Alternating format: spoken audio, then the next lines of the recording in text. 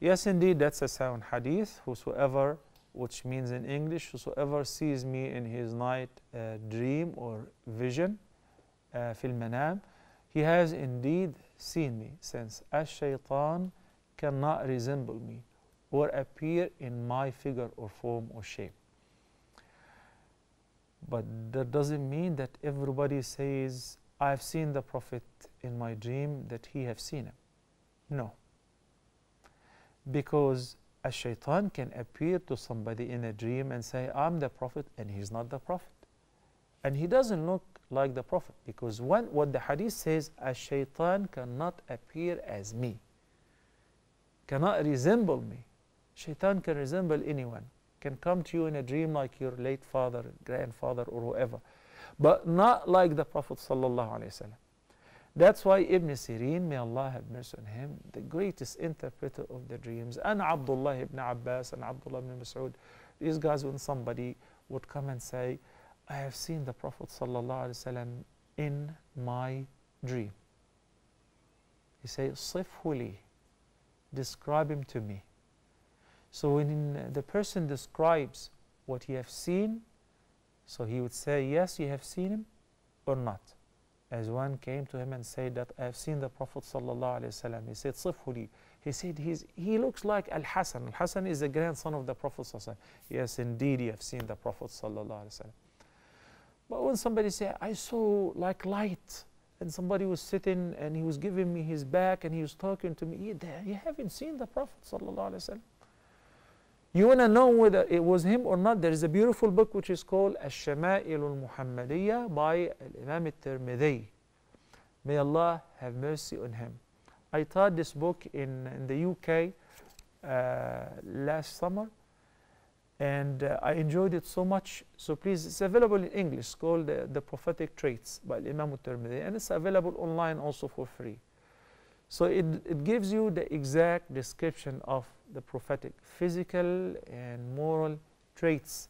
So thinking about him, talking about him, trying to copy and imitate him, that would lead you to seeing him in your dream, in a dream. As a matter of fact, seeing the Prophet ﷺ in a dream is the reward. To be blessed to see the Prophet ﷺ, it is definitely a magnificent thing, a beautiful thing. You know, Nabi ﷺ said in the hadith that there will be people who would come after me and after you, after his companions. One of them would be willing to sacrifice everything in life, including his family, his wealth, his possessions, just to lay his eyes on me once, to see me once, out of love to the Prophet sallallahu alaihi wasallam. So to get to see the Prophet sallallahu alaihi wasallam in a dream, as we agreed in the last episode, to see him actually as him, with his traits which we are aware of, as we discussed in the beautiful book of the prophetic traits by Imam al-Tirmidhi, may Allah have mercy on him, then this is actually a reward. We also discussed earlier, as it is a part of the question, and how can we see the Prophet sallallahu alaihi wasallam? It is not for every person to see the Prophet sallallahu alaihi wasallam. Rather, it's a message. But seeing the Prophet sallallahu alaihi wasallam does not mandate any new legislation.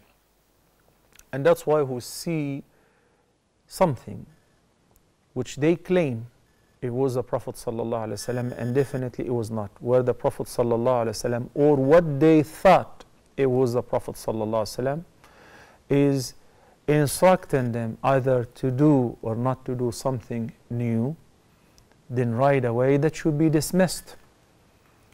Even if the person happens to give the exact description of the Prophet sallallahu alaihi wasallam, it's a plain lie. Every once in a while we get calls.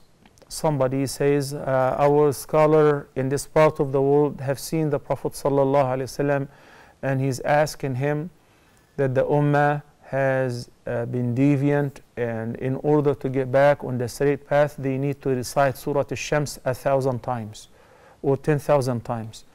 Right away, that is dismissed. We don't even negotiate or discuss. Did you really see the Prophet ﷺ? You sure it was him? Because basically the content of the message is false. It's definitely false. So that should be dismissed right away. The Prophet ﷺ said you shouldn't be doing this. Is it something that has been prohibited during the life of the Prophet ﷺ? No. Then it should be dismissed, the whole thing. Why? Because by the demise of the Prophet ﷺ, the wahy has been ceased. There is no more wahy after the death of Prophet Muhammad ﷺ. So any person who would claim, no matter how righteous he appears to us, how famous, how renowned he is or she is to his followers or to their followers, says that I have seen the Prophet or Allah told me in a dream or blah blah blah, that should be dismissed. Al-Wahy has been seized by the death of the Prophet ﷺ. Listen to this ayah in Surah Al-Ma'idah. اليوم أكملت لكم دينكم وأتممت عليكم نعمتي ورضيت لكم الإسلام دينا.